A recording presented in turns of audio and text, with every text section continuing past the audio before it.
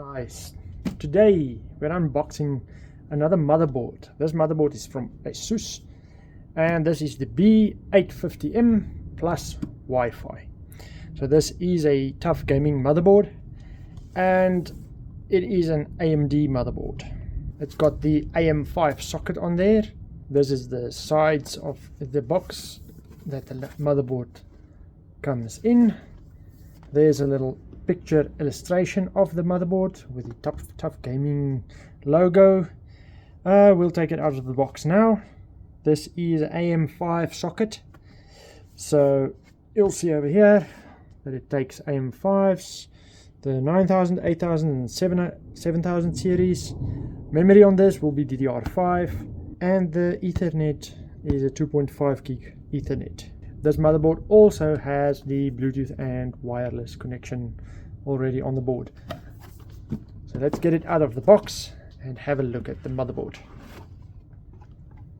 Okay, so when we open up the box, you're greeted with this little antenna of the motherboard itself. So it's got a nice magnetic stand. At the bottom, I just tested it on metal, so it does stick. And it's just a flat antenna, a bit more modern style antenna.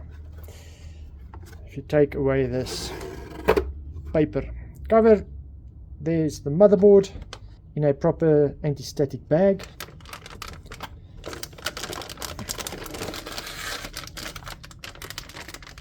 This is quite a heavy motherboard. This is a micro ATX design. In the bottom of the box there's this little rubber pads, your two SATA cables, another one of those funny rubber pads, your NVMe or little screws to attach to the motherboard. You also get your booklet and a few very nice stickers that you can stick somewhere. Let's get it out of the anti-static paper or bag. And this is Asus's B850M-Plus WiFi motherboard.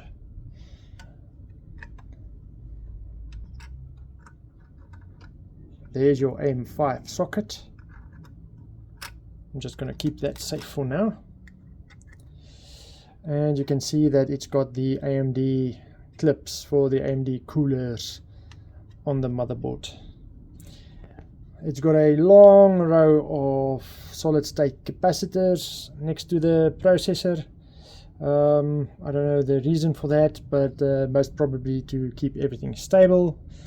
All the VRMs are underneath these massive cooling heat sinks, and I can count something like 17 VRMs underneath there, but yeah, that doesn't matter. It's just got more than enough power to support those processors. The motherboard has got 4 RAM slots, and these are those DDR5 RAM slots. They are color coded, and the clips only releases on the one side of the motherboard. On this side it's just a push fit. Let's have a look at the back of the motherboard. If you have a look here, you can see that it's got a lot of support for USBs. USB devices, you've got your USB 2s over here, 4 of them. You've got 3 10 gig USBs and a 20 gig type C. So that is quite fast. We've got your display port, HDMI port over here, and a 2.5 gig network port. Over here you've got your 5 USB 3s, and this is 5 gig USB 3s. These are those antenna connections for the special antenna adapter or connector that comes with this. So you plug your Wi-Fi in there. It's got Wi-Fi 6E, it says on here, and then it's got a lot of audio options. There's also a BIOS flash or backup recovery button that you have directly on the outside of this motherboard. At the back of the motherboard you can see it's got an LED light over here, just a little stripe, and then it's got this massive metal plate to support that processor, the AM5 socket, so that the board doesn't flex. If we turn the board back, you will see there is the M.2 slot, and you've got another 2 underneath here. The PCIe 16 slot is nicely reinforced with this metal plate around the socket, and that will just support the card nicely. Over here they've got a very nice design with a quick release for the card, so not to try and force your fingers next to the card or underneath the card. You can just push this down and it'll release your graphics card. That is a nice feature. Let's go from the top here. You've got your 2 plugs here for the power from the power supply. Also here you've got your big power supply plug. This one has got a lot of fan headers. Let's quickly see. The ones I can just see now is one over here for the rear fan, chassis fan over here. Over here you can plug in your front fans. Over here you can plug in your pump or the top fans. And then there's a CPU optional and a CPU fan plug also over here. So a lot of fan headers and place to just nicely plug in your fans and connect it to the motherboard itself. The motherboard still has 4 of the SATA ports which you can connect your drives on.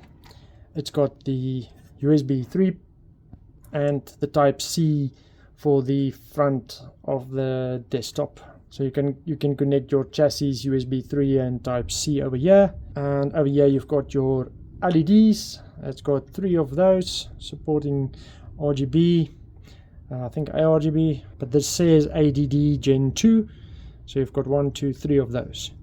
And then here at the bottom, this is where you just connect your lights and stuff for your chassis, a little bit of your power button and reset buttons and stuff.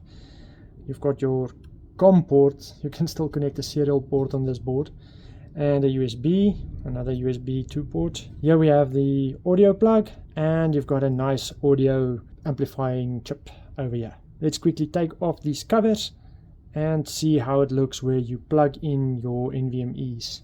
Right, when you lift up you've got these 2 screws that you have to loosen for the top one and 3 screws to the bottom one.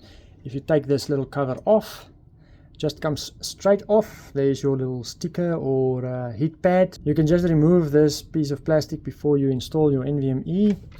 There's that little rubber space. That's to support the NVMe so that the NVMe doesn't get pushed too hard down. So if you install your NVMe, it's got a nice little quick release over here. Get the NVMe installed and removed, and you've got a screw to attach it.